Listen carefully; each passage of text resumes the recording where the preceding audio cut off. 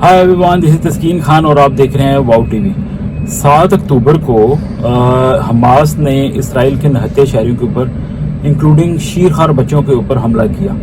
और आपको पता है कि इसराइल की एक हिस्ट्री है कि मुझे याद है कि बहुत साल पहले इसराइल का एक जवान फौजी गिलाद शालित, उसको जब इसी तरह हमास के लोगों ने कैप्चर कर लिया बॉर्डर से, नौजवान फौजी, तो उसको तकरीबन 5 साल तक उन्होंने यरगमाल बनाए रखा। तो फिर अपने फौजी को यानी कि अपने शहरी को छुड़ाने के लिए इसराइल ने बहुत से फ़लस्तीनी कैदियों को रिहा कर दिया था।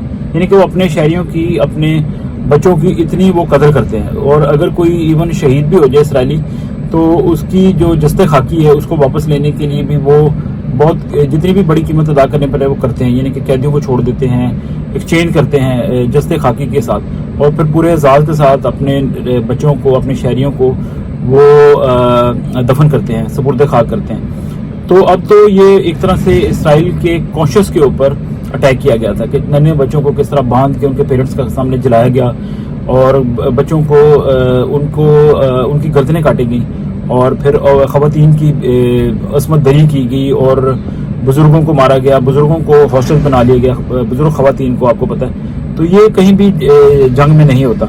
इसके बाद फिर इसराइल ने अपना डिफेंस का हक इस्तेमाल करते हुए जब हमास को सफ़ा हस्ती से मिटाने का ऐलान किया और कहा कि हम अब इस बार नहीं छोड़ेंगे।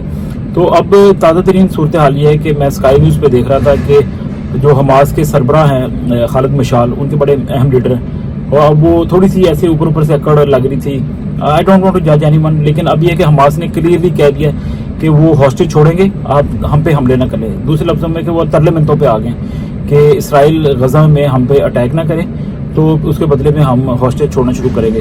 और उन्होंने पहले 2 अमरीकी ख़वातीन को छोड़ा था, फिर अब 2 बुज़ुर्ग इसराइली ख़वातीन को आई बिलीव को उन्होंने छोड़ा है, और अब तरले मिनतों पे आ गए हैं। एक बात है, जितना मर्जी दुनिया कह ले कि इसराइल को अमेरिका की या मगरब की सपोर्ट हासिल है, और हमास को ईरान की, लेबनान में हिजबुल्लाह की मदद हासिल है, लेकिन असल बात यह है कि मदद को छोड़े।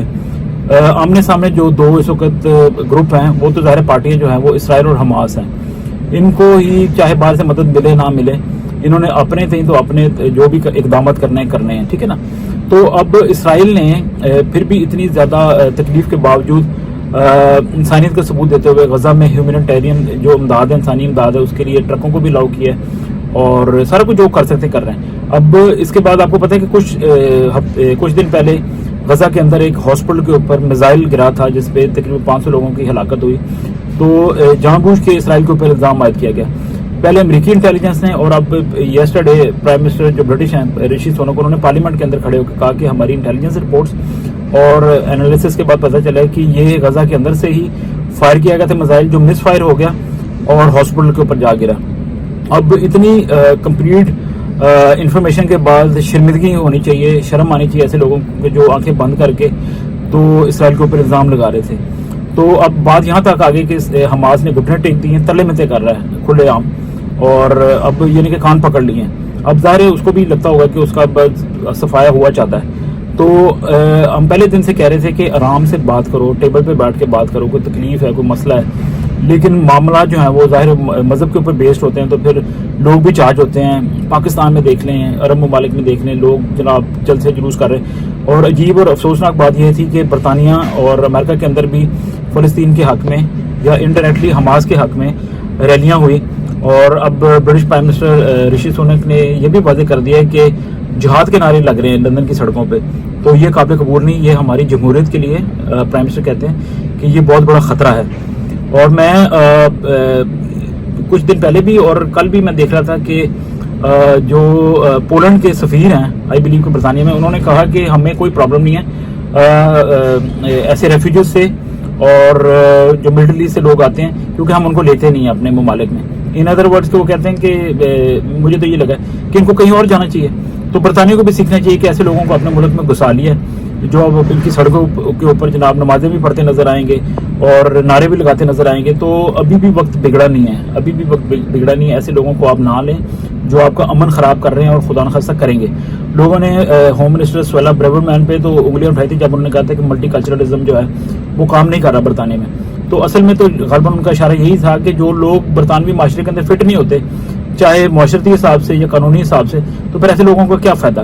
اگر آپ برطانیہ میں یا مغربی ممالک میں آئے ہیں تو یہاں کے قوانین کا بھی احترام کرنا ہوگا, یہاں کے کلچر کو بھی اپنانا ہوگا جو کہ سچ کے اوپر, لا کے اوپر اور انسانیت کے اوپر بیسڈ ہے.